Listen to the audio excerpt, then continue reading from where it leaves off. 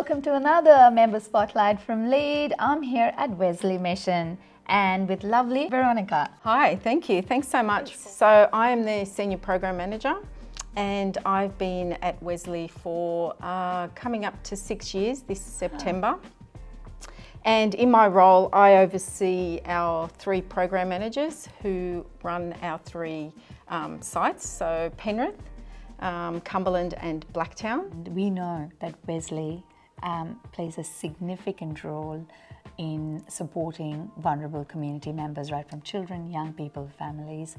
I'd like to hear from you a little bit about Wesley's history and of course the programs that you lead. So Wesley Mission, we've been around for 200 years proudly, which is a long time, and throughout the course of Wesley's 200 years, the programs and services have evolved to match the needs of communities. So at this point in time, I think on average per year, Wesley is in touch with approximately 160,000 people that come for assistance each year. So it's just enormous, the reach of Wesley out in the community. 144 locations across New South Wales.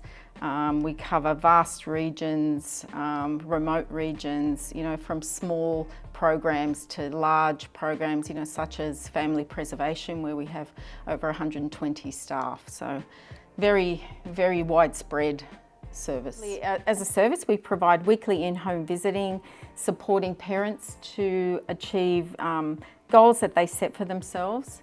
We deliver in-home parenting program called Safe Care, and support families with referrals to other supports and services within the community. Our program is designed to strengthen and empower families who are facing various challenges in the areas specifically around mental health, alcohol and drug use, domestic violence, significant learning disability, parenting skills, and families with limited social networks. So look, some of the other services we offer proudly as a program is that we have a lot of families from culturally diverse communities. We partner with an organisation called CMRC, the Community Migrant Resource Centre. They help us with cultural support, so understanding that is so important. Families and cultures and where they come from, and what, some families don't have child protection systems at all. And it's those sort of supports that really enable us to make a big impact on families from called culturally diverse backgrounds.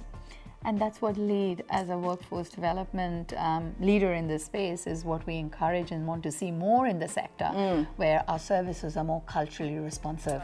Look, alongside that also, we have within Wesley an Aunties and Uncles program, which is hugely successful, where we match up volunteers to work specifically with children that we work with. And it's connecting volunteers that can stay with these children over the longer course of their lives.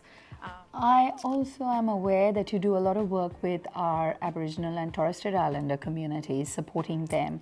Would you like to expand a bit on that? Absolutely. So we have approximately 25% or around about also run family group conferences at Wesley. Right. Yeah, so this is a new framework that we've put together. This was put together by our leadership team and our broader team.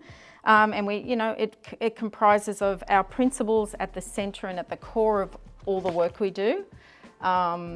And it underpins our work, and of course powerful child participation. It's so really crucial for us to get children to participate. Part of our review process also includes children. We want to hear what children think about the work that we're doing with them.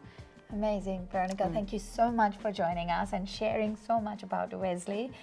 Welcome, William. Thank you so much for joining. It was amazing to have a conversation with Veronika before you. So in your role, if I'm not mistaken, you oversee family preservation, targeted earlier intervention. I oversee family preservation and targeted early intervention across Western Sydney and the Peen Blue Mountains.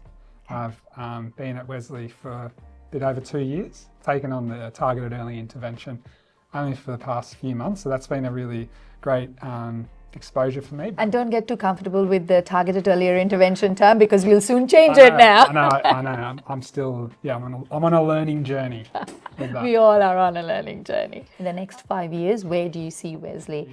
Wesley continue to have this ambition of doing the best they can for every family they service, and the advocacy and work that Wesley does in homelessness and gambling reform are such big priorities. And children and youth, as well as in out-of-home care, Wesley wants to ensure it does everything it can with the resources it has. And we're very fortunate, we are a big agency, so it allows creativity and innovation. And certainly in Western Sydney, Nepean Blue Mountains, where I grew up and now work, I'm Durring Lands, Wesley has an ambition to become a hub for families that can connect and be. Wesley adapts to the families rather than families adapting to the service. Wesley has been a member of LEAD for many years now, and we continue to strengthen that collaborative partnership that we have. I would be very keen to hear from you how Wesley has benefited from some of the programs, offerings that LEAD provides. And really your feedback as to where we can provide more support for your workforce. Veronika was sharing earlier how you have this continuous improvement or learning model. And that's where we come in as a partner, because we often say LEAD is not about providing training. LEAD is about providing timely professional development and well-being for the sector. Often I can come to LEAD after doing a bit of a gap analysis and say, this is the problem, I don't know a solution, and LEAD has the capabilities of saying, we've got a level of expertise in this space. Let me provide you with solutions. So, for example, within family preservation and targeted early intervention, we place a lot of emphasis on the importance of practice leadership. Yeah. And understanding that good leaders means good practice, which we really focus on staff retention, and we know leadership is a significant part of staff remaining in their jobs. And so we went to LEAD with that as a query. How do we upskill practice leaders? Because being a good caseworker doesn't mean necessarily you're going to be a great practice leader. So that was something that we came and through our consultations and training, something that we were really able to refine through support from LEAD. And I think why that was so useful is as an independent with expertise, we come to LEAD and they can provide wisdom. And one other quick thing before you get me to stop, because I can get on a roll. But the other thing that I really have enjoyed in partnership with LEAD is celebrating. Celebrating, as an example, we partnered for the International Women's Day. Yes, and for good development of people, you need to celebrate. Promotes well-being, promotes professional development. So that was another thing that LEAD do really well. Well, we've got Shamili off the couch, and now I'm here with one of our amazing team leaders, Dan. Hey, Dan. Hey, how are you? Good. I've just asked Dan if he wouldn't mind sharing a bit about the Safe and Connected tool and how we, have used it in practice. So this is a sort of an example of one of the tools we call the Tree of Strength and Worry, which is, we give caseworkers a booklet where they can learn about ways of engaging kids. So Dan, I'll leave it with you. Tell us about the tool, how you've used it, and the outcomes. Yeah. So when I did it with this family, it was actually a really good time. There's about 4 or 5 children, but what we kind of did is we kind of sat them all down, just trying to get their voice through drawing and colouring, I guess. And they weren't the most talkative kids, but this kind of helped open it up for them. So basically we kind of explained what it looked like, just trying to get their understanding of what life challenges are for them, what they feel like is going well for them. So it was a really good tool in just trying to capture their voice. Thankfully, the child here as well is a great drawer. So he created a really good tree. But basically each child was able to create their own tree with their worries. So some of the things, when you think of like a tree, the trunk, that's like the strength, right? So awesome. Everything, the strength of the child.